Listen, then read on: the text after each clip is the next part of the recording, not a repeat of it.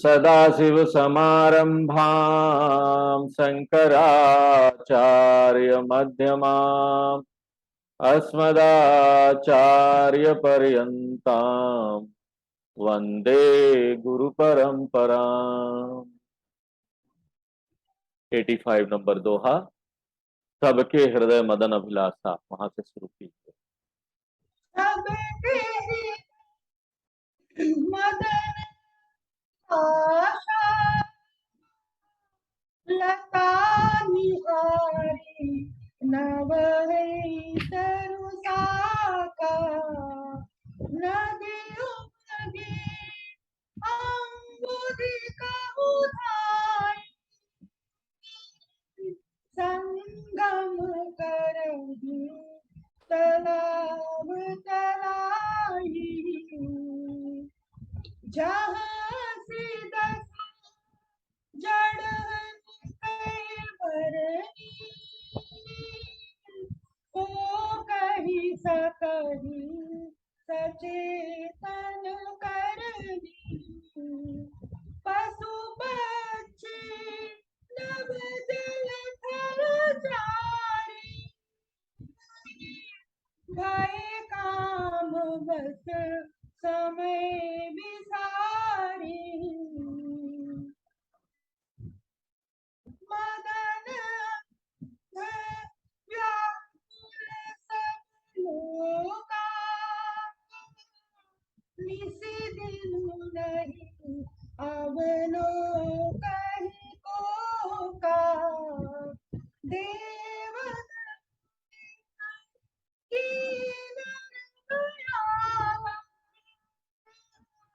प्रेत पिशाच भूत बेताल हीन कहे दशा कहे बखानी सदा काम के तेरे जानी चेत विरक्त महामुनि भावी ते भी काम बस भय वियोगी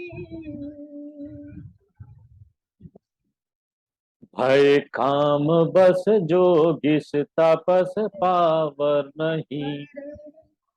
कई को कहे देखहि चराचर नारी मय जे ब्रह्ममय देखत रहे अब धाबिलो कहि पुरुष में जगु पुरुष सब अबलामय दुहि दंड भरे ब्रह्मांड भीतर काम कृत कौतुक अयम हरि न काहू धीर सबके मन मसीह हरे जे राखे रघुबीर।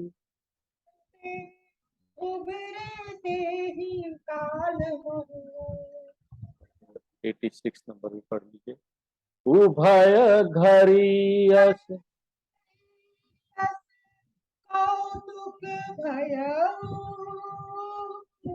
जो लगी काहू शंभु पाई गयऊ सिवाहि बिलोकी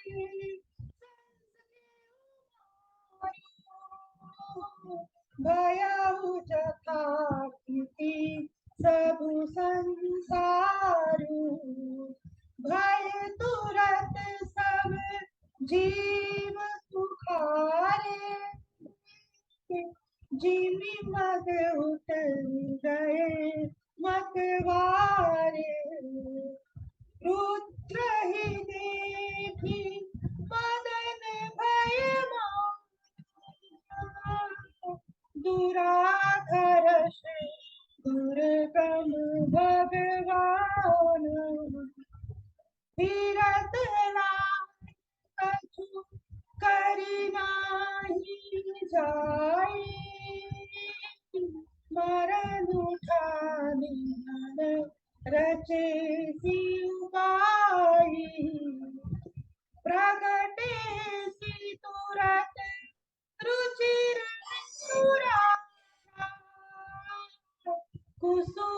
नव तनु राधि विराजा वन उपवन पापी का तड़ागा परम सुभग सब दिशा विभागा जह जह जन उमगत अनुरागा देखी हुए उमन मन सिज जागा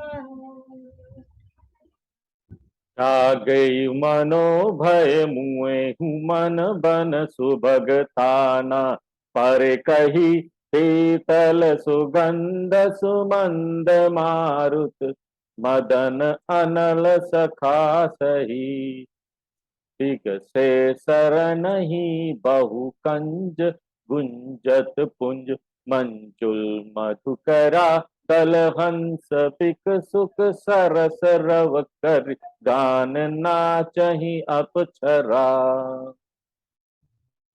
सकल कला करिकोटि विधि हारे सेन समेत चलिन अचल समाधि शिव को पेउ हृदय निकेत सियावर रामचंद्र की जय पवन सुत हनुमान की जय बोलो भाई सब संतन की जय।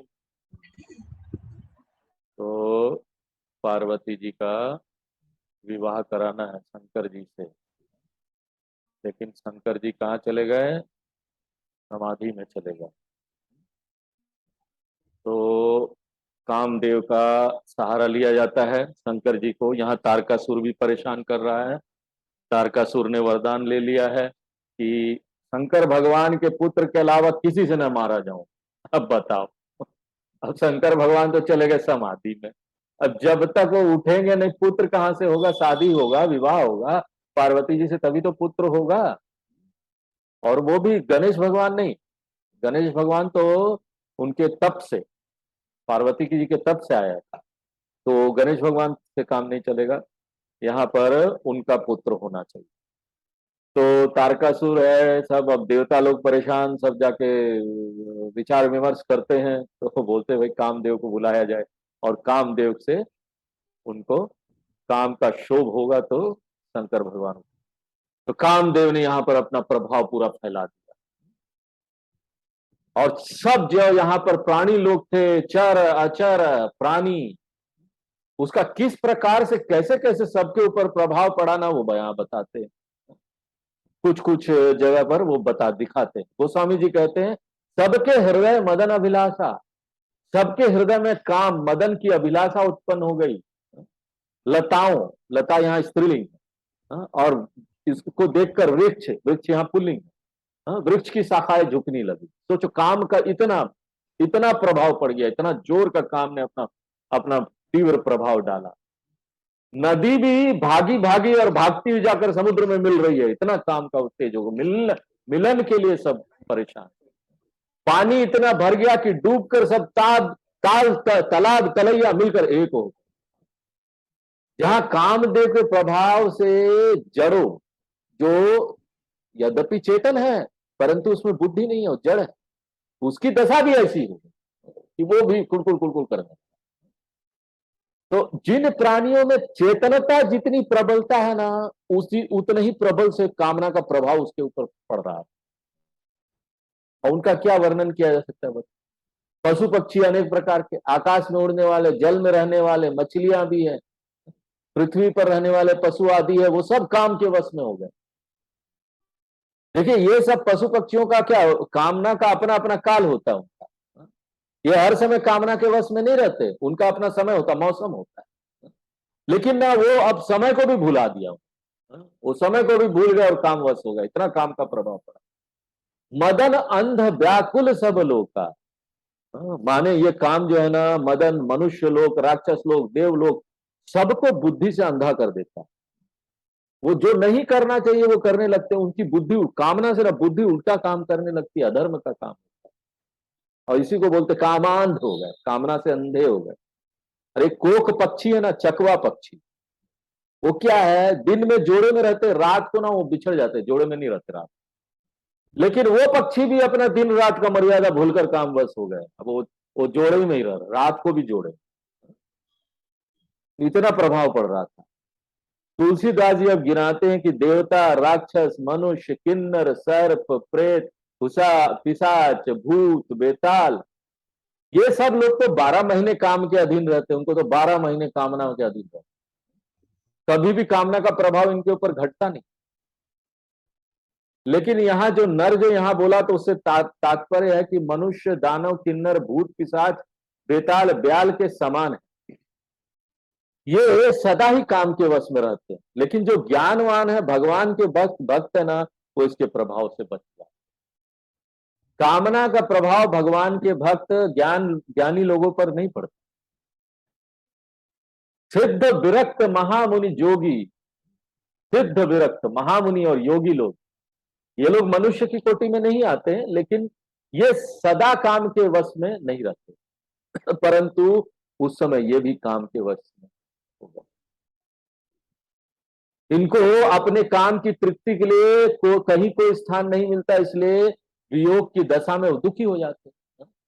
अब वो साधना नहीं कर, महामुनि योगी लोग हैं, तो पावरन ही की को कहे, फिर बाकी जितने भी बचे जो प्रेत पिशाच इत्यादि के समान जो है, उन पामरों का तो कहना ही क्या है, वो तो काम के वश में हो जाते। देख ही चराचर नारी में जो ब्रह्म में देखत रहे, ये महामुनि इत्यादि पहले सारे जगत में देखो परमात्मा, महामुनि योगी हो, सब जगत में परमात्मा को देखते हैं। सर्वम खलु इदम ब्रह्म, हर जगह ब्रह्म है, यहाँ कुछ भी नहीं जो ब्रह्म नहीं है। हमारा शरीर भी ब्रह्म है, ये जगत भी ब्रह्म है, तो ब्रह्म ब्रह्म के साथ यहाँ खेल रहा है, पूरा ब्रह्म है, ऐसा देखते हैं। अब उनको क्या दिखाई दे रहा है, अब ना उन पुरुषों को भी स्त्रियां दिखाई देने लगी और स्त्रियों को पुरुष दिखाई दे रहा है। ब्रह्म नहीं दिखाई दे रहा है, शरीर दिखाई दे रहा है। बुद्धि में काम का ऐसा प्रभाव पड़ा कि सब देव भाव में आ गए, देह भाव, देव भाव, देह दिखाई दे रहा। और काम ने ऐसी तमाशा ना थोड़ी देर के लिए उन्होंने किया, ब्रह्मांड भर में किया, थोड़ी देर के लिए। जब तक कामदेव देवलोक से चलकर कैलाश पर्वत पर शंकर जी के पास पहुंचा, उतनी ही देर में ये खेल हो गया, उतनी ही देर में ये लीला हो गई पूरी दुनिया में। धरी न काहू धीर, सबके मन मन सिज हरे, किसी में अब धैर्य नहीं रह रहा। अब जब विवेक ही भाग गया, तो विवेक का सैनिक कौन है, धैर्य है, वो कहां रहेगा। विवेक बुद्धि खत्म हो गई, सबके मन को कामदेव ने हर लिया। कामदेव का प्रभाव मन पर पड़ता है, इसलिए क्या कहते हैं उसको, मनसिज कहते हैं। इसलिए शास्त्र कहते हैं कामदेव से बचने के लिए परमात्मा का इतना ध्यान करो ना, इतना ध्यान करो कि मन ही समाप्त हो जाए। अगर मन रहेगा तभी तो परेशान करेगा ना भाई साहब। अगर मन ही ईश्वर हो गया, इतना जप करो, इतना भगवान का नाम लो, इतना उनके ध्यान में रहो कि मन ही ईश्वर हो जाए। मन रहते हुए भी ना मन के दोष वगैरह उत्पन्न नहीं होंगे, अगर वो मन ईश्वर की उपासना में हमेशा लगा रहेगा, ऐसा मन अमन हो जाता है। मन ही नहीं, हर समय भगवान की चिंता, भगवान की तरफ ध्यान, कौन क्या बोल रहा दुनिया जाए उसमें ज्यादा चिंता नहीं।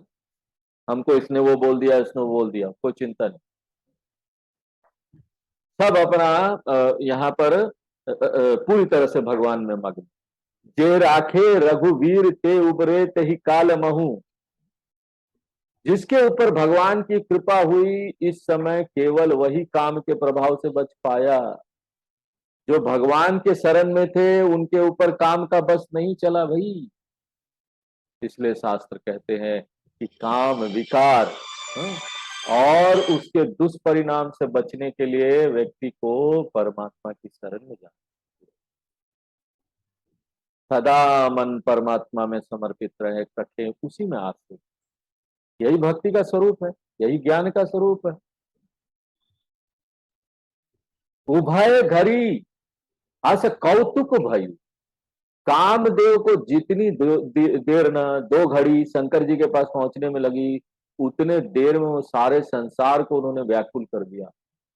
और इसके लिए उनको कोई अधिक शक्ति नहीं लगानी पड़ी, उनके लिए तो बाएं हाथ का खेल एक करना, खेल की तरह। कामदेव को यहां पर देखो एक पुरुष माना गया, कामदेव एक पुरुष है, देवता है।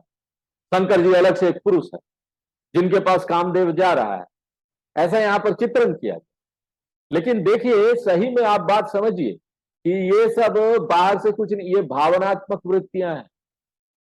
इनको भावना के रूप में ही हमको देखना चाहिए।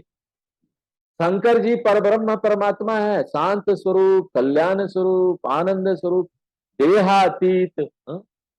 और काम क्या है? एक मानसिक विकार है।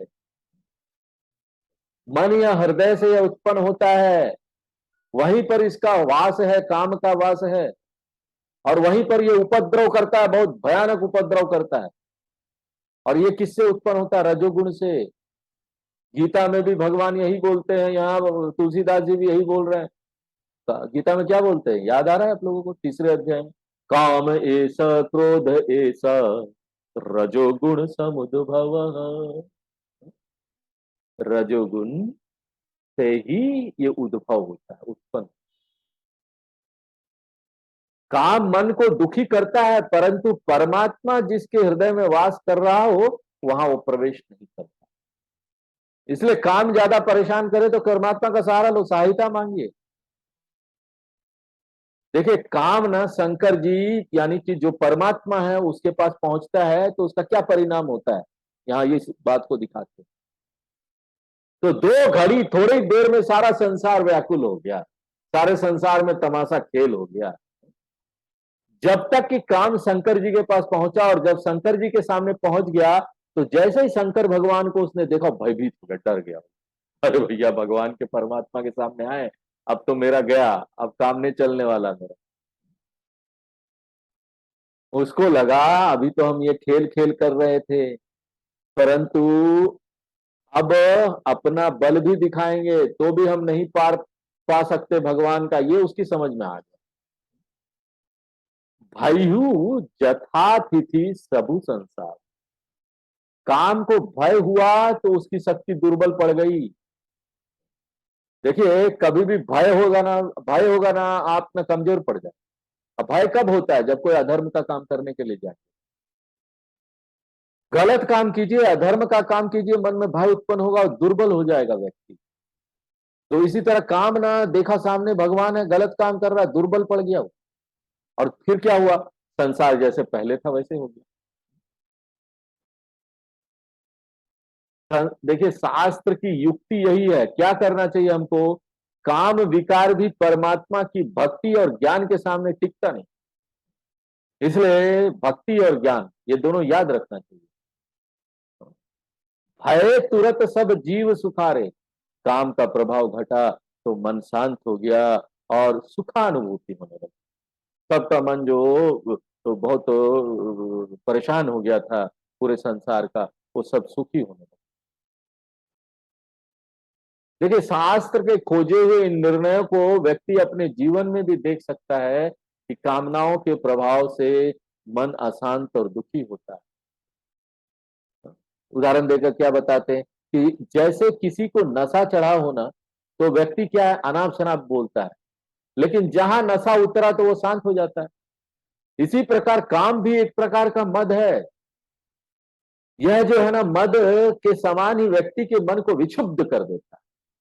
और जैसे नशा उतरने पर व्यक्ति शांत हो जाता है, वैसे ही कामनाएं त्याग देने पर क्या होता है, मन शांत हो जाता है, वो सुखी हो जाता है। तो रुद्र ही देखी मदन भय माना। शंकर जी का नाम यहाँ रुद्र बोला क्योंकि शंकर जी वैसे तो शांत है, समाधि लगाए बैठे, लेकिन काम के लिए वो रुद्र स्वरूप है, प्रलयंकारी है। काम के मन में ऐसा भाव आया कि ये तो रुद्र रूप है, अब हम इनसे बच नहीं सकते। उसको लगा ये तो दुराधर्ष है, माने इन पर विजय नहीं पाई जा सकेगी। शंकर जी प्रचंड शक्तिशाली, इनके शक्ति के सामने हमारी शक्ति कुछ भी नहीं। दुर्गम माने काम उनके हृदय में प्रवेश करके वहां क्षोभ उत्पन्न करना चाहता था, परंतु उसे शंकर जी के हृदय में प्रवेश करने का मार्ग नहीं मिल रहा। शंकर जी को हमको यहाँ कैसे देखना चाहिए? अद्वैत वेदांत के मूर्तिमान रूप में हम उसको देखते हैं, भगवान। तो ऐसे ज्ञान में और परमात्मा के ऐसे समर्पण भाव की भक्ति में जो व्यक्ति स्थित है, काम के लिए वो दुर्गम किला है। काम उस पर आक्रमण नहीं कर सकता। यहां एक बात ये क्या बता दिया जा रहा है, इससे हमको क्या बात यहां समझ में आ रही है कि अद्वैत वेदांत का ज्ञान हमको, जब अद्वैत क्या हुआ, यहां पर एक के अलावा कुछ नहीं, यहां पर एक ब्रह्म के अलावा कुछ नहीं है। देखिए, किसी भी चीज को आपको प्राप्त करना है, कामना जब होती है तब आप क्या भेद देखते हैं, तब कामना होती है। हम यहाँ पर भेद देखेंगे, यहाँ पर बहुत सारी नाना चीजें हैं, हमको आकर्षित कर रही है, तभी तो कामना होगी ना, हमको उसको प्राप्त करना। जब आप ज्ञान से इस बात को देख लेंगे कि यहाँ भेद कुछ नहीं है, यहाँ तो अद्वैत है, अद्वैत यानी सिर्फ एक है, एक के अलावा सब यहाँ स्वप्न मात्र है, संसार मिथ्या है। ब्रह्म सत्य जगत मिथ्या, जीवो ब्रह्मे बना पड़ा। ब्रह्म सत्य है, जगत मिथ्या। इस तरह के ज्ञान में अगर स्थित हो जाए तो ना, वो जो है ना, अद्वैत का ज्ञान वो काम के लिए दुर्गम किला का काम करता है, काम उस पर आक्रमण नहीं कर सकता। और शंकर भगवान ऐसे ही अद्वैत ज्ञान के वो तो मूर्तिमान रूप है, पहले गुरु, सदा शिव समारंभम, पहले गुरु, वो तो खुद ही स्थित है। तो ये सब गुण, ऐसा भक्ति, ऐसा वैराग्य, ऐसा ज्ञान हमारे अंदर आना, अपना हृदय ऐसा किला बन जाना चाहिए, रोम रोम में, रग रग में वो होना चाहिए, रोम रोम में उस ज्ञान की भक्ति और वैराग्य इतना भर जाना चाहिए कि काम कुछ आपका बिगाड़ नहीं सकता। भगवान का वास तो आपके अंदर रहे, लेकिन काम का निशाचर भाग, तू यहां से, उसमें प्रवेश ही नहीं कर सकता। तो शंकर जी को देखा जब उसने, तो उसको भय लग गया है, भैया यहां तो मेरा काम नहीं चलने वाला, अब तो हम बच नहीं पाए।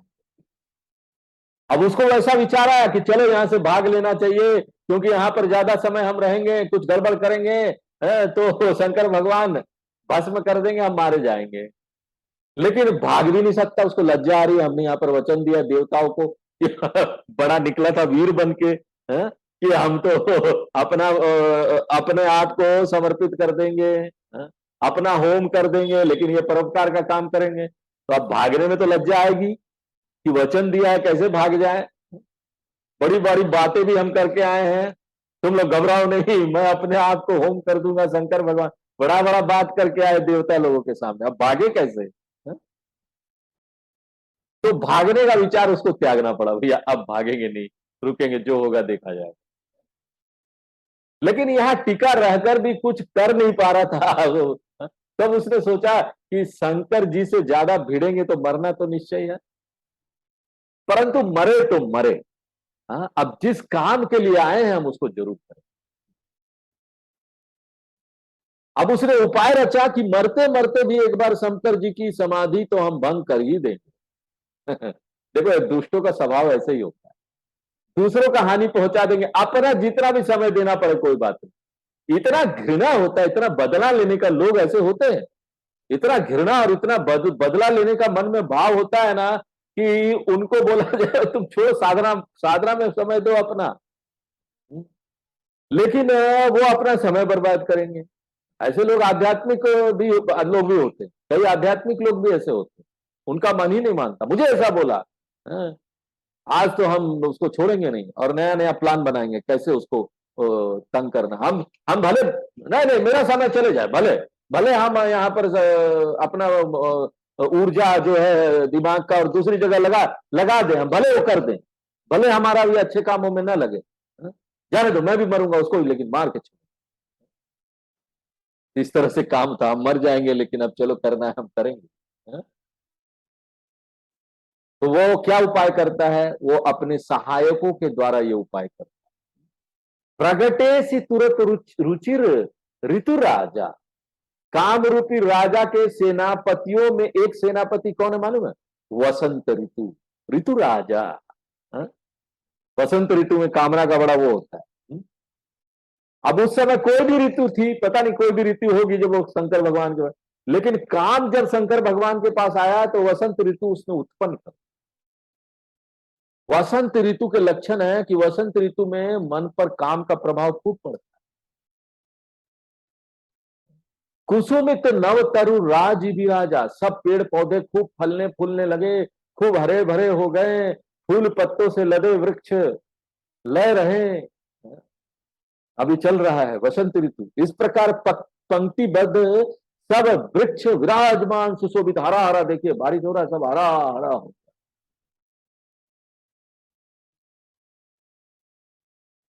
वृक्ष, वन, उपवन, वाटिका, तालाब, कुएं, बावलियां इत्यादि सब, और चारों ओर सौंदर्य में प्रकृति, सुंदर सुंदर हरा भरा प्रकृति होती। चारों ओर सब दिशाओं में हर वस्तु सुंदर सुंदर हो गई। वृक्षों में लगे पुष्प, उसकी सुगंध ऐसी लग रही है मानो प्रेम उनके भीतर उमड़ रहा है। देखी मुए हूं मन मन सिज जागा। तो ये ऐसा वातावरण तैयार हो गया कि जिनके मन बिल्कुल मर गए थे ना, उनमें भी मनसिज जाग पड़ा। मनसिज यानी कामना जाग, मन में उद्वेग उत्साह उत्पन्न। तो सारा वन ऐसा बन गया कि कुछ कहते नहीं बनता, सबके मन में प्रसन्नता आ गई। उस समय शीतल सुगंधित मंद मंद वायु चलने लगी, और वायु काम का सहायक है। काम को अग्नि बोला जाता है, अग्नि का सहायक वायु है। वायु और उसको बढ़ाएगा, धधकाएगा। सरोवरों में बहुत से कमल के फूल खिल गए, उन पर भंवरे मंडरा रहे थे। मधुर बोलने वाला हंस बोलने लगा, कोयल और तोते भी मधुर स्वर में बोल रहे हैं। अप्सराएं मधुर गान गाती हुई नाच रही है। ये सब भी मन में काम को जागृत करने वाले हैं।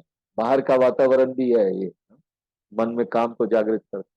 सकल कला करी कोटि विधि, हारे उसे न समय। इस प्रकार काम ने अपनी सेनापति ऋतुराज वसंत और उसके सैनिकों की सहायता से जितना उपद्रव हो सकता था वो सब उसने करने का प्रयत्न किया, फिर भी वो असफल था। और उसने सेना सहित हार मान ली कि अब इस प्रकार से हम शंकर भगवान को तो नहीं जीत सकते। चली न अचल समाधि शिव। शंकर जी समाधि में बैठे थे, लेकिन उन सब मधुर ध्वनियों को सुनकर उन्होंने और दृढ़ता पूर्वक अपना चित्त भगवान के ध्यान में लगा दिया, ताकि उनकी समाधि एकदम अचल हो जाए। और उनकी समाधि अचल हो। कामदेव सोचता है कि हम सबके हृदय में वास करते हैं, हृदय निकट है, तो शंकर जी भी का हृदय भी उनका घर हुआ ना।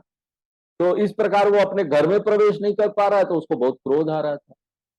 आगे वो क्रोध करके क्या करता है देखते हैं। आगे तब पढ़ते हैं हम लोग 87।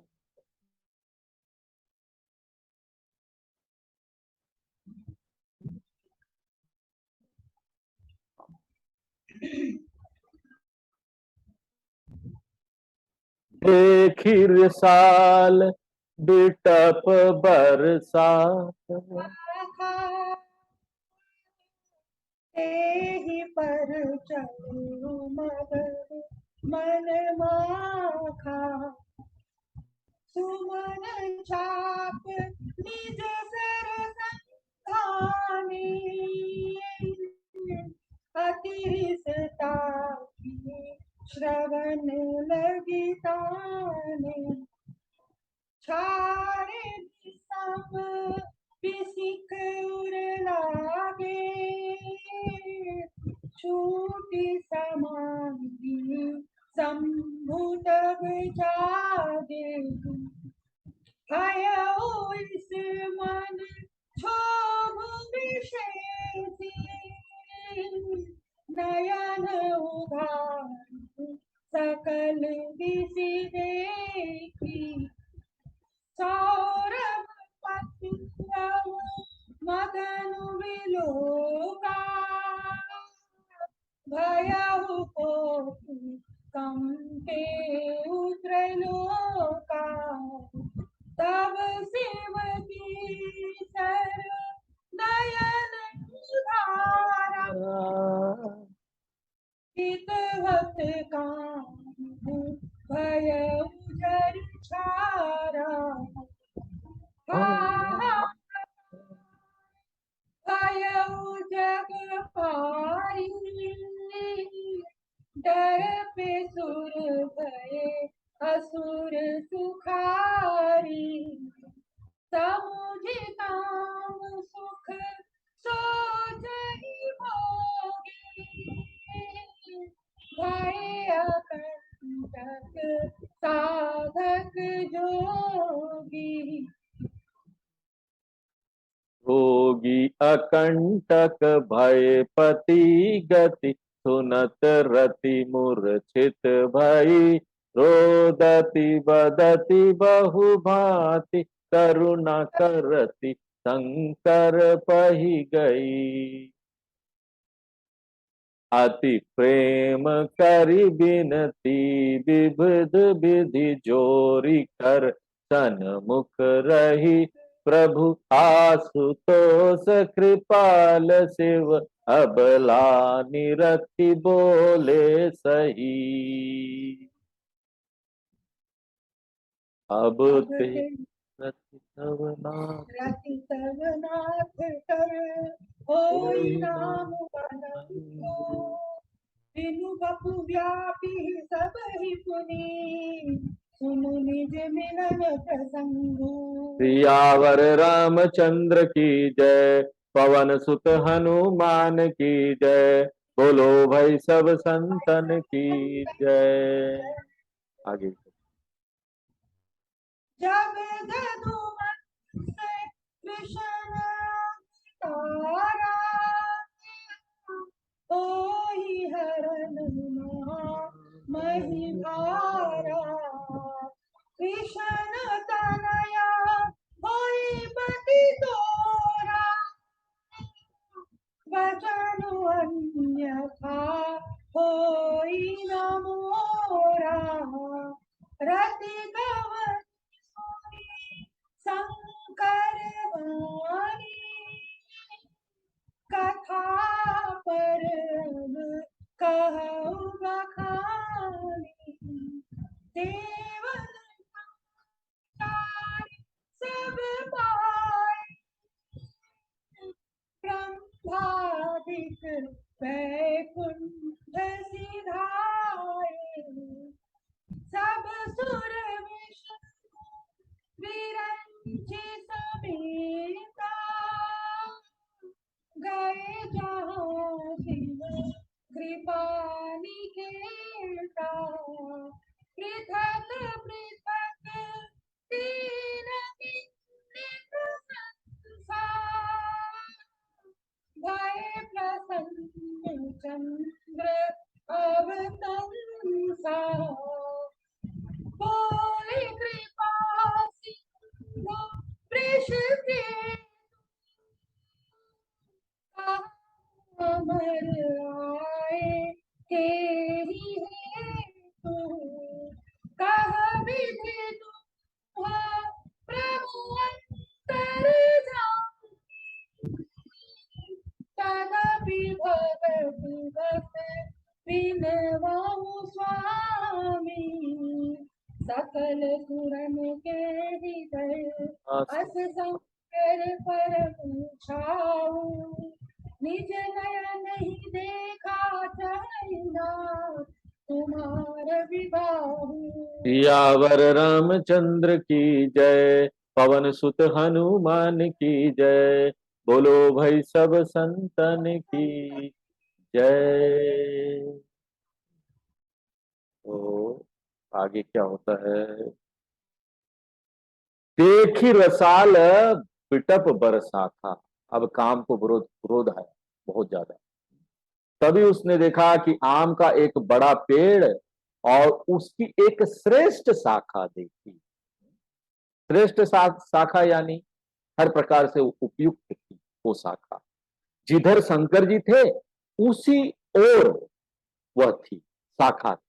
और उस शाखा पर बहुत से पत्ते, बौर आदि के कारण कामदेव को छिपने का सुरक्षित स्थान लगा। उन्होंने क्या किया, सुरक्षित शाखा को देखकर कामदेव उस पर चढ़कर बैठ। अब कामदेव की मोर्चाबंदी हो गई, आम की शाखा पर हो गई। कवियों का कहना है कि आम वसंत ऋतु में काम का सबसे बड़ा सहायक है। आम जो होता है, मन माखा माने मन में कोप किया उसने। क्रोध व्यक्ति में आक्रमण की शक्ति भी उत्पन्न कर देता है। कोई क्रोधित व्यक्ति होना, मत खड़ा रहो उस समय उसके पास पता नहीं क्या मार मुर दे। इस प्रकार काम अपनी पूरी शक्ति लगाकर शंकर जी पर आक्रमण करता है। सुमन चाप निज सर संधाने, अपने फूलों के धनुष पर उसने बाण चढ़ाए। कामदेव को यह पूर्ण, कामदेव का धनुष जो ना फूलों का है ऐसा वैसा धनुष नहीं है, बताएंगे आगे कैसा धनुष है। कामदेव को यह पूर्ण विश्वास है कि फूलों के बाण जरूर है, लेकिन किसी के भी हृदय को विदीर्ण करने के लिए वो सबसे ज्यादा शक्तिशाली। कहने के लिए धनुष बाण है, लेकिन ये क्या है मालूम है? ये 5 विषय, शब्द स्पर्श रूप रस गंध, यही 5 चीज हमको परेशान करती है ना। कामना। धनुष क्या है? मन है, जिसमें 5 इंद्रियां भी आ जाती। लक्ष्य क्या है? शंकर जी का हृदय। अतिरिक्त तो ये 5 बाण और शंकर जी का हृदय लक्ष्य है। अतिरिक्ता की श्रवण लगिता ने, अत्यंत क्रोध करते हुए कामदेव जी ने धनुष्य की प्रत्यंचा जोर से कान तक खींची और छाड़ विषम विषिक, उसने ये 5 बाण एक साथ छोड़ दिए। शब्द स्पर्श रूप रस गंध, और ये बाण भगवान शंकर जी के हृदय में प्रविष्ट हो गए। छूटी समाधि शंभु तब जागे। अब शंकर जी की समाधि टूट गई। वे परमात्मा को के ध्यान को छोड़कर देश भाव में आ गए।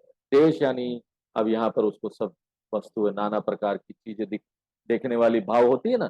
समाधि में तो अद्वैत की भाव में रहते।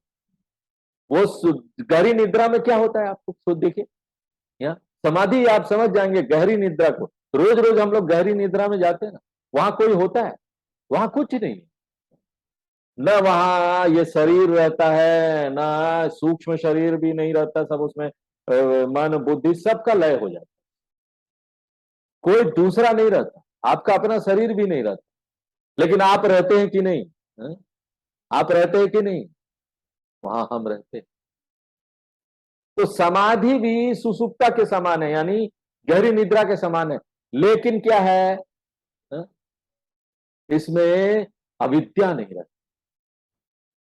बाह्य जगत का बोध नहीं रहता, लेकिन अविद्या नहीं रहती, इसलिए सुखानुभूति का ज्ञान रहता। तब शंकर जी के मन में क्षोभ उत्पन्न हुआ, क्रोध आ गया, और क्रोध से भरकर शंकर जी ने चारों ओर देखा कि क्यों समाधि भंग हो गई हूं। तो आम के वृक्ष के पत्ते और बौर दिखाई दिया, और उसके पीछे कामदेव धनुष बाण लेकर बैठा हुआ, और चारों ओर वसंत ऋतु दिखाई दी। मानो प्रकृति का बड़ा सुंदर रूप दिखाई दिया। तो शंकर जी ना समझ गए कि ये कामदेव ने हमारे मन को आक्रमण किया, इसी ने हमारी समाधि भंग की। तो भय कोपु कंपेउ त्रैलोका, काम ने क्रोध करके शंकर जी के ऊपर आक्रमण किया था, और अब शंकर जी काम के ऊपर क्रोध कर रहे हैं, तो तीनों लोक कांपते। शंकर जी के क्रोध का प्रभाव इतना था कि तीनों लोक डोलने लगे। वेदांत के अनुसार ना, जब व्यक्ति का व्यष्टि बुद्धि से ऊपर उठकर ना समष्टि बुद्धि से तादात्म्य में हो जाता है, वो व्यक्ति अपने शरीर और अपना अपना एक ये ना हमारा छोटा सा ये संसार, उसमें नहीं रहता। वो तो पूरी दुनिया में व्याप्त हो जाता है। आत्मभाव में स्थित व्यक्ति पूरी दुनिया में व्याप्त है। तब अगर ऐसा व्यक्ति क्रोध करेगा ना, वो क्रोध का प्रभाव बहुत होता, सारे संसार पर उसका प्रभाव पड़ेगा, क्योंकि वो सारे संसार से जुड़ा हुआ। तब शिव तीसर नयन उधारा, 2 नेत्रों से जब उन्होंने देखा कि ये सब हुआ है और इसकी वजह से हुआ, कामदेव की वजह से, तो शंकर जी ने अपना तीसरा नेत्र खोल दिया। और तीसरा नेत्र शंकर जी का क्या है? ज्ञान का नेत्र है वो। कामना को देखिए, यहां पर सब कहानी बताई जाती है ना, तो हमको वेदांत की दृष्टि से भी ये सब देखते रहना चाहिए। हम लोग गीता में पढ़ रहे हैं ये सब वेदांत की दृष्टि से। तो कामना को केवल ज्ञान से ही नष्ट किया जा सकता है। और भगवान का जो तीसरा नेत्र है वो खुला, यानी ज्ञान का नेत्र खुला और कामदेव को जलाकर उसने भस्म कर दिया। ज्ञान से ही हम कामना पर ना काबू पा सकते। देखो यह तो कथा हुई, लेकिन कथा को आध्यात्मिक दृष्टिकोण से इस तरह से देखना चाहिए। तो शंकर जी के जो दो नेत्र है वो सामान्य नेत्र है, लेकिन तीसरा नेत्र क्या है? ज्ञान का नेत्र। जिस व्यक्ति में ज्ञानोदय हो जाता है, ज्ञान उसको आ जाता है, उसके हृदय में तीसरा नेत्र उत्पन्न हो जाता है। और इस ज्ञान का प्रभाव यह है कि उसके सामने अज्ञान और उससे उत्पन्न होने वाला काम, क्रोध आदि सारे मानसिक विकार है ना, वो ज्ञान की अग्नि में जलकर भस्म हो जाते हैं। तो कामनाओं को हम ज्ञान के विचार के द्वारा ही कंट्रोल कर सकते, नियंत्रित कर सकते, खत्म कर सकते। हाहाकार भयु जग भारी, काम की इस प्रकार से भस्म होने के कारण सारे संसार में हाहाकार मच गया।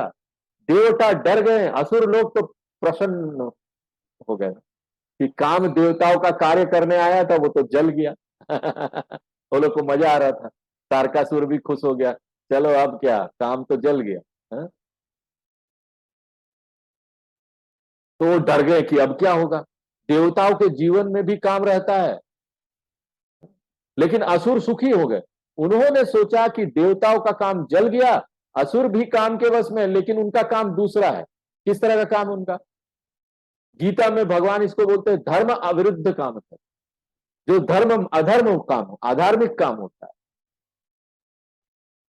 असुरों का काम धर्म के विरुद्ध है, लेकिन देवताओं का काम धर्म के अनुसार होता है। दोनों प्रकार के काम में दोष है। काम बिना दोष के नहीं। बाहर आप कुछ भी काम करेंगे, चाहे कोई गंदा व्यक्ति हो, भ्रष्टाचार कर रहा हो, धर्म का काम कर रहा हो, उसमें भी दोष है। और आप बहुत अच्छे काम करेंगे ना, तो वहां भी दोष होगा, क्योंकि मन तो आपका अभी तक ठीक हुआ नहीं है ना। कोई भी किसी का भी सेवा करने जाएंगे, कुछ करने जाएंगे, मन वही दुखी होता ही रहेगा, किसी ना किसी प्रकार से परेशान होता रहेगा। तो दोष हुआ ना, दुख का दोष।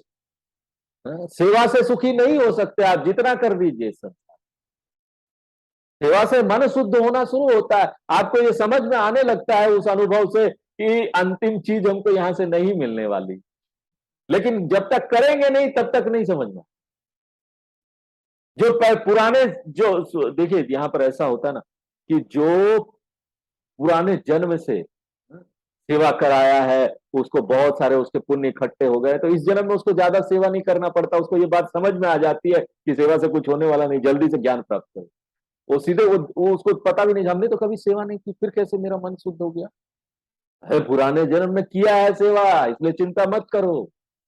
अब ज्ञान प्राप्त करो बैठ के, अगर मन लग रहा है। मन लग रहा है तो मतलब किया था सेवा। तो इस तरह से दोष है, कामना में दोष है। शंकराचार्य जी तो आप विवेक चूड़ामणि वगैरह आदि ग्रंथ पढ़ेंगे, वेदांत के ग्रंथ, उसमें साफ कह देते भाई जितना भी तो कुछ कर लो, योग कर लो, ध्यान कर लो, ये भी काम ही है ना, काम ही कुछ कर रहे हो ना। तो इससे आपको शांति नहीं मिलेगी, परमानेंट शांति नहीं मिलने वाली है। परमानेंट शांति समझ से मिलेगी, समझ से, क्योंकि वो अभी भी है, हमको सिर्फ समझना है। कोई नई चीज यहां नहीं है। हमको समझना है कि सुख शांति सुरक्षा हमारे अंदर है ना। यही विश्वास तो नहीं है, इसलिए बाहर भागते ना कुछ करने के लिए।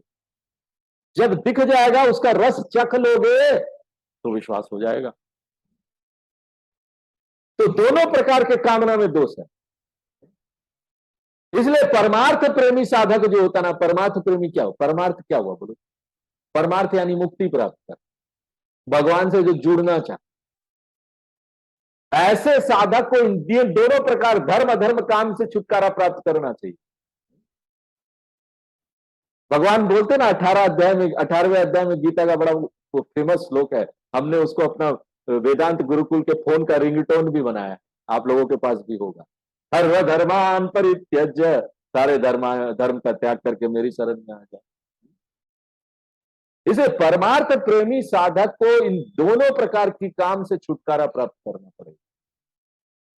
जब काम घर से चला जाता है तो उसने आसुरी रूप धारण किया था, जिसमें श्रुति सेतु सब बह गए थे और सारा संसार व्यथित हो गया था। लेकिन यहां आकर शंकर जी के सामने पड़ते ही काम का निशाचरी रूप समाप्त हो गया। अब काम का उच्च रूप आया। काम का उच्च रूप क्या है? धर्मानुकूल काम। वो कामना का उच्च रूप है। ये अच्छा है ना। लोग यहाँ पर कामना करते हैं कि यहाँ पर हमारे बहुत सारे धार्मिक चिकित्सालय हों, जो लोगों को फ्री में 5 रुपया 10 रुपया में का पर्ची लेकर डॉक्टर का यहाँ पर इलाज कराया, इस तरह का हो। तो वो कामना अच्छा काम है, धर्मानुकूल काम। शंकर जी के पास जब वो कामना आया ना, तो कामना बदल गया, उसका रूप क्या बदल गया? धर्मानुकूल काम। और इस धर्मानुकूल काम ने शंकर जी के ऊपर आक्रमण किया। क्या आपको कुछ धर्म का काम कीजिए, तारकासुर को मारना, भगवान बचाइए। लेकिन शंकर जी ने उसको भी समाप्त कर दिया। समझू काम सुख सोच ही भोगी। भोगी लोग तो सोचने लगे कि काम ही समाप्त हो गया तो जीवन किस लिए है। जैसा आजकल ना संसार के लोग ऐसे ही सोचते हैं। हाँ, बूढ़ा हो जाते ना, वृद्धावस्था में आ जाते हैं ना, अरे ना हम खा सकते, ना पी सकते, ना उठ सकते, ना चल सकते हैं, भगवान जल्दी उठा लो। पूरा दिन हाँ, पूरे दिन करते रहेंगे और भगवान से बोलते रहेंगे उठा लो, अब तो शरीर ना चलता नहीं है। कुछ रह ही नहीं गया जीवन में। अरे भाई, इतना सुंदर जीवन है, अभी भी मुंह तो चलेगा ना, भगवान का नाम लो। वो बड़े भगवान को बोलो मुझे नाम लेने के लिए आपने और समय दिया। वाह क्या बात है भगवान, नाम लेने के लिए आपने समय दे दिया। लेकिन वो नहीं आएगा मन में ना, आएगा ही नहीं मन में। भोगी लोग है ना, जीवन भर भोग किया, 5 इंद्रियां नहीं है तो कुछ नहीं, अब संसार नहीं रह गया, उठा लो जल्दी। खा नहीं सकते, पी नहीं सकते, चाय बनाने के लिए भी सोचना पड़ता है। वृद्धावस्था में जब सब विषयों की प्राप्ति नहीं कर सकते, जीना किस काम का, मेरा तो जीवन ही बेकार हो गया। अरे दिखाई नहीं देता आपको, इतना शेष जीवन बचा है, उसको परमार्थ में लगाओ ना भैया। सत्संग करो, भगवान का नाम लो, ज्यादा खाने पीने का क्या मत सोचो। इंद्रियां नहीं चल रही है, अरे मन तो चलता रहेगा जब तक संसार में हो। कुछ भी नहीं चलेगा तो मन चलता रहता है। मन से तो दुनिया का भला सोच सकते हैं। सर्वे भवन्तु सुखिनः। कर्मयोग भी कर सकता है साथ। जिसका हाथ पांव नहीं चल रहा ना, बूढ़ा हो गया ना, बोले हम कैसे स्वामी जी आप बार बार बोलते कर्मयोग करो कर्मयोग करो। अरे भैया क्यों नहीं कर सकते कर्मयोग? कर्मयोग क्या है? ज्यादा से ज्यादा लोगों का भला करना। करने के लिए हाथ पांव चलाने की जरूरत नहीं है, आप इच्छा भी कर सकते हो ना, लोगों का भला हो, प्रार्थना करो। सर्वे भवन्तु सुखिनः सर्वे संतु निरामय। हमारे धर्म में तो इतने सुंदर सुंदर ये मंत्र है लोगों का भला सोचने के लिए। मन से अपना चैंटिंग कर लो। तो जो जो शेष जीवन बचा उसको तो परमार्थ में लगा लो, भक्ति प्राप्त करो, ज्ञान प्राप्त करो। तो इसी प्रकार से ना भोगी लोग तो दुखी हो जाते हैं, हम अब दुखी हो गए, कामना भस्म हो गया, कामना ही नहीं तो जीवन क्या।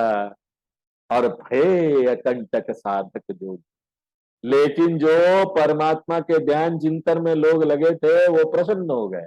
वाह भाई, अब तो हमको कामना को समाप्त ही नहीं करना पड़ेगा, ऐसे ही अपना काम बन गया, वो बोलेंगे। तो योगी है ना, वो लोग परमार्थ के रास्ते में लगे हुए हैं। काम तो मन में परेशान करता, विक्षोभ उत्पन्न करता, मन को परेशान करता, ये काम वो काम। अब वो मर गया तो हम निश्चिंत होकर साधना करेंगे, भगवान में पूरा मन लगेगा, मन में कोई गुड़ गुड़ गुड़ नहीं होगा कामना को लेकर।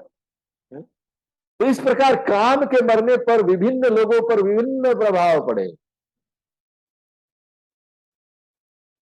भगवान की साधना में ना बस एक ही कांटा, और ये काम है, कांटा है बहुत बड़ा।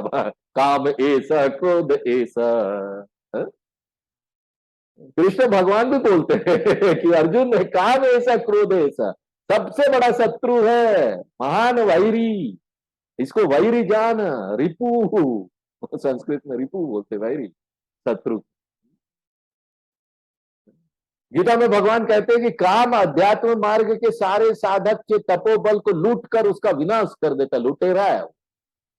इसलिए इसको मारना है तो कहां पर हिट करना पड़ेगा? इसका जो जगह है, जो जहां से इसको शक्ति मिले, सबसे पहले इंद्रियां, वहां से काम एंटर करता है 5 जगह से, ज्ञान इंद्रियों से।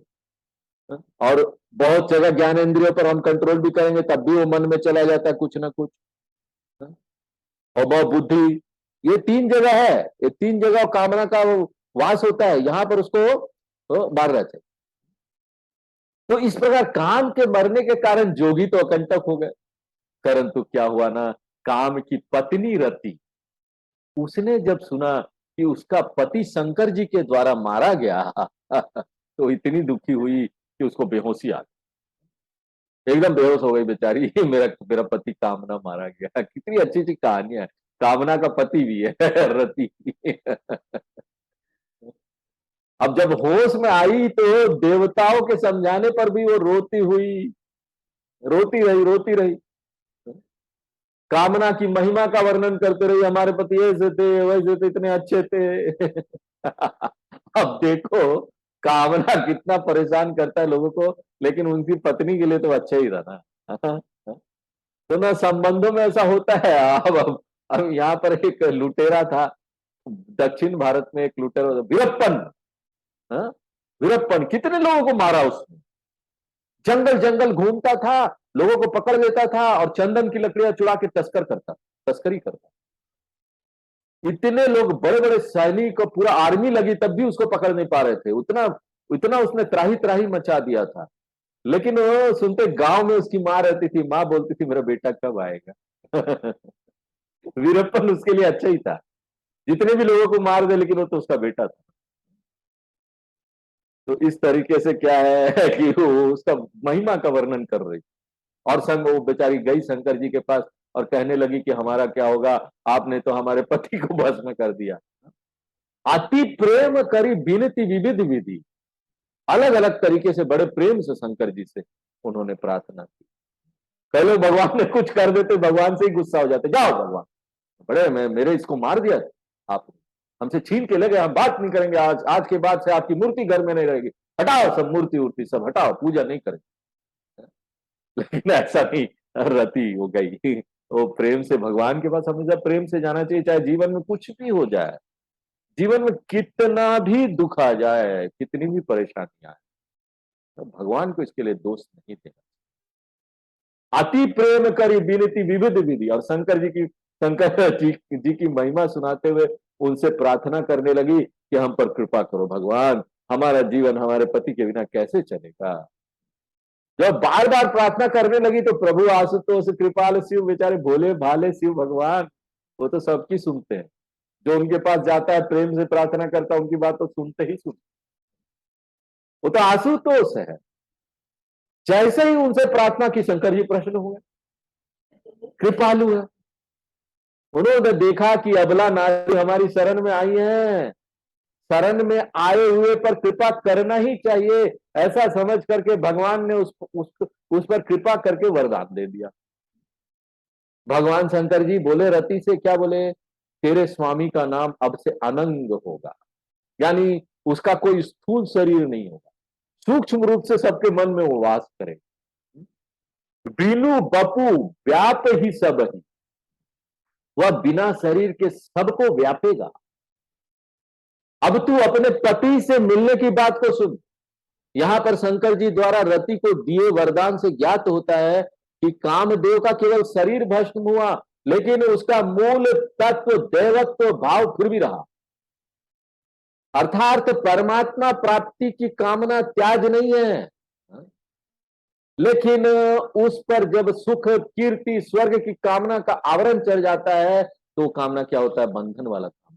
देखिए हम यहाँ ये भी कामना करते हैं ना, हमको परमात्मा को प्राप्त करना है, हमको मुक्ति, वो भी तो कामना है, हमको गीता पढ़ना है, हमको वो हमको यहाँ पर शास्त्रों का अध्ययन करना है, हमको ऐसे गुरु मिलने चाहिए, हमको ऐसा एक आश्रम मिलना चाहिए जहाँ हमको पूरा सपोर्ट हो, हम ताकि आगे बढ़ सके।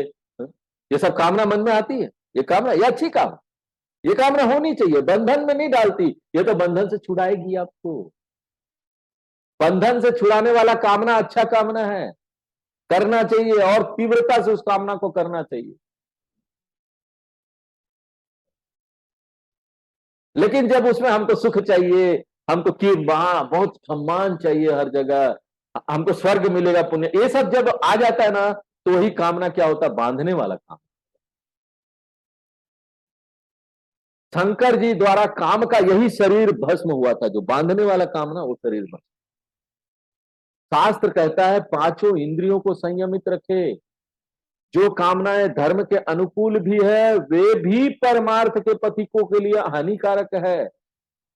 कैसे हानिकारक है भाई?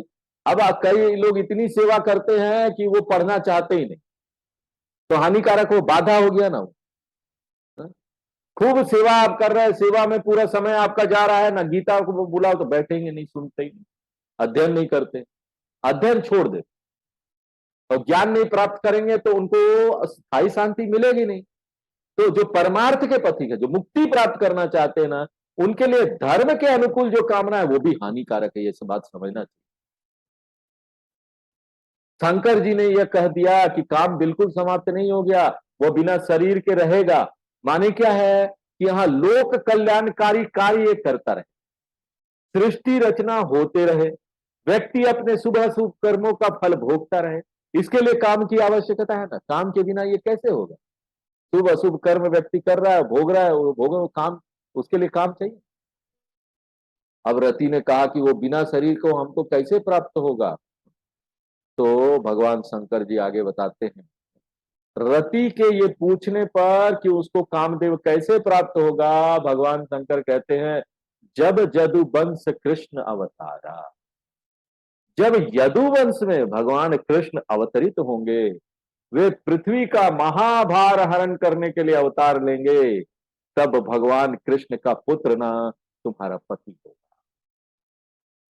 और मेरी यह बात झूठी नहीं होगी, भगवान बोल रहे हैं, क्योंकि समस्त देवता का क्या है, यहाँ जितने भी देवता लोग हैं, देखिए जितने भी यहाँ पर यहाँ शक्तियां है ना, प्राकृतिक शक्तियां, वो देवता है, वो देवता है, और वो सब भगवान को रिपोर्ट करते, परमात्मा का वो उनका अंश है। परमात्मा ने अपना थोड़ा अंश दे दिया तो हमको सुनने की शक्ति, दिग देवता, सुनने की शक्ति मिल गई। पूरा शक्ति जो है वो एक देवता के पास है, उसने थोड़ी थोड़ी सभी व्यक्तियों को दी तो सुनने की शक्ति प्राप्त हो गई, देखने की शक्ति भी प्राप्त हो गई, उसके अलग देवता है। तत्वबोध का अध्ययन जिसने किया उनको पता हो कि इनके सबके अलग अलग देवता है। कामदेव भी उसी तरीके से परमात्मा का ही अंश है। स्वयं से सदा से वो यहां नहीं है, परमात्मा के कारण सारे जगत के समस्त प्राणियों के समान ही कामदेव की भी उत्पत्ति परमात्मा से ही हुई, उनका अंश है। अब ये शरीर धारण करके आएगा तो भी भगवान से ही आएगा ना। तो द्वापर युग में यदुवंश में भगवान कृष्ण का अवतार हुआ। इस प्रकार से भगवान कृष्ण के पुत्र प्रद्युम्न के रूप में कामदेव ने शरीर धारण किया। लेकिन यहां त्रेता युग की कथा चल रही है, इसके बाद द्वापर युग आएगा, तब प्रद्युम्न के रूप में रति का पति कामदेव आए। देखिए यहां पर चौपाई में ना महामहिमारा शब्द का प्रयोग हुआ है। देखिए त्रेता युग रावण के कारण पृथ्वी पर केवल रावण था, उस समय एक ही था। त्रेता युग में ज्यादा दुष्ट लोग नहीं थे लेकिन धीरे धीरे आगे समय आया ना, द्वापर युग आया, कृष्ण भगवान का समय, तो कौरवों के समय पाप अत्याचार इतना फैला कि महामहिभार कहना। उस समय जानते हैं जितने भी लोग महाभारत के युद्ध में राजा लोग आए थे ना, वो सब अधर्मी लोग थे, उनको वहां मरना था, तो भगवान ने ऐसा सिचुएशन बनाया, महाभारत के युद्ध का ऐसा सिचुएशन बना कि अधर्मी लोग आके वहां मर जाए। तो जो लोग बोलते ना बड़ा विध्वंस हुआ, वो सब जानते नहीं इन सूक्ष्म बातों को। अरे कृष्ण भगवान ने लड़ाई लगा दी, इतने लोग मर गए, इतना लोग अनाथ हो गए। अरे भैया अधर्मी लोग थे, समाज में सब लोगों को परेशान कर रहे थे, राजा लोग निशाचरी कृत्य करते थे, निशाचर से भी भयंकर। तभी तो भगवान ने ऐसा सिचुएशन बना, आओ भैया आओ, महाभारत के युग में मरना तो सही। अवतार लेके भगवान ने ऐसी युक्तियां की सब, कि वो सब राजा लोग आए आपस में लड़ मर कर मर जाए। पांडवों के पक्ष में भी जो लड़ रहे थे सब लोग बड़े धार्मिक लोग नहीं थे, धार्मिक लोग नहीं थे वो लोग। वो तो अपनी अपनी अपना अपना सबका एजेंडा था, तो साथ हो लिए, बोले पांडव जीत जाएंगे लगता है, चलो साथ हो लो, आगे में सब मिलने वाला है, राजपाट मिलेगा।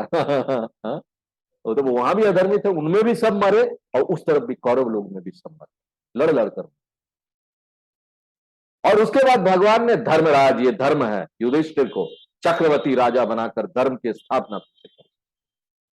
इसलिए धर्म की स्थापना के लिए भगवान कृष्ण का अवतार हुआ था। शंकर जी के कहने पर रति ने विश्वास कर लिया।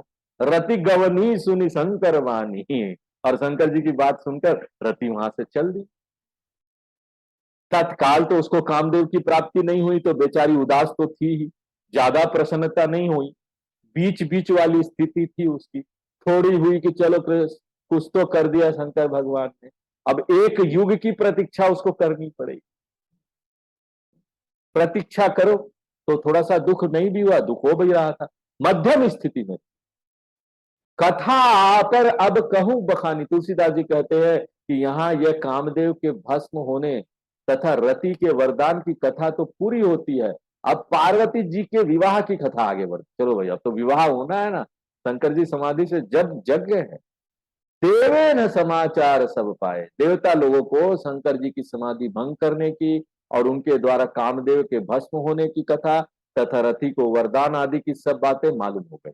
ये लोग ब्रह्मा इत्यादि सबको लेकर वैकुंठ गए, वहां से विष्णु भगवान को साथ लिया, और सब देवता विष्णु भगवान और ब्रह्मा जी के साथ गए, जहां शिव कृपा निकेता सब मिलकर कैलाश पर पहुंचे, जहां कृपा निधान भगवान शंकर जी वास करते हैं। आ गए भगवान विष्णु ब्रह्मा जी सब।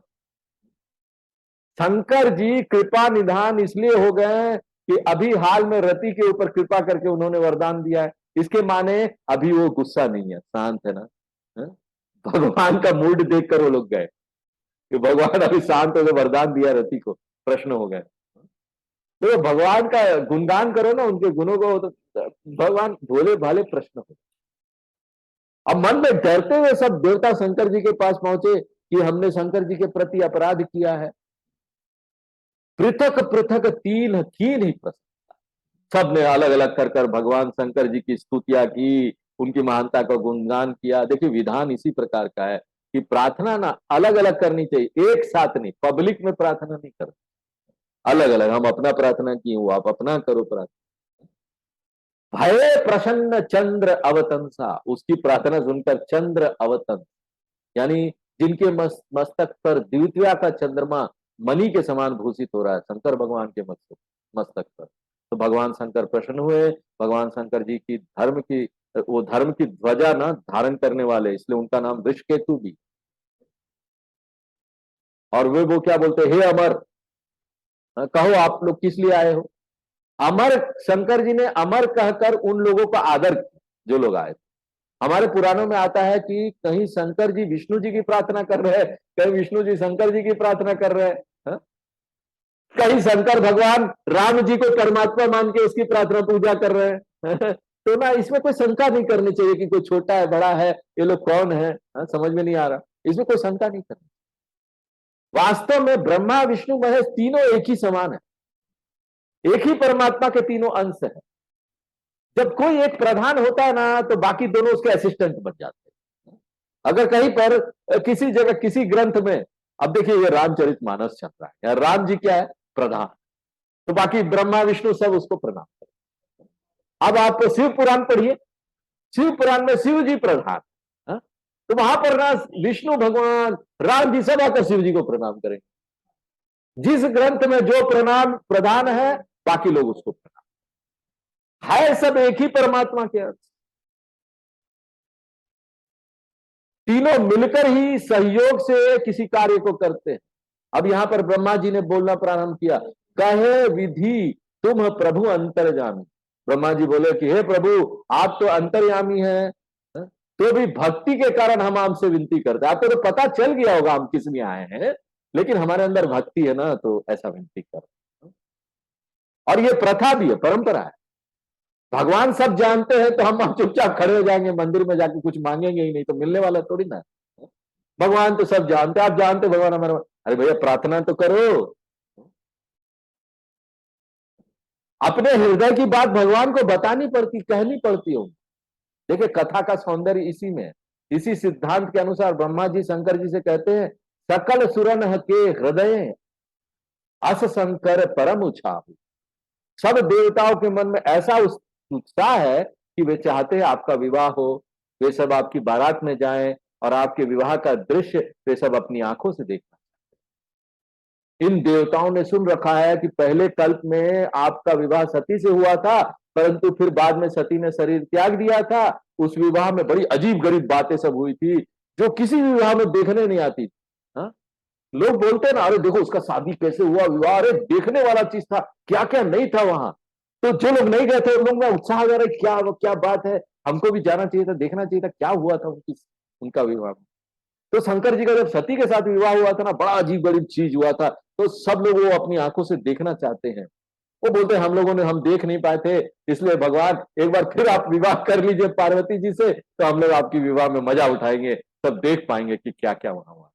अब देखो संस्कारी लोग ना इसी प्रकार बात करते हैं। जो संस्कारी लोग होता है ना, उनको उनको बड़े सोच करना, बड़े मर्यादा से बात करना चाहिए।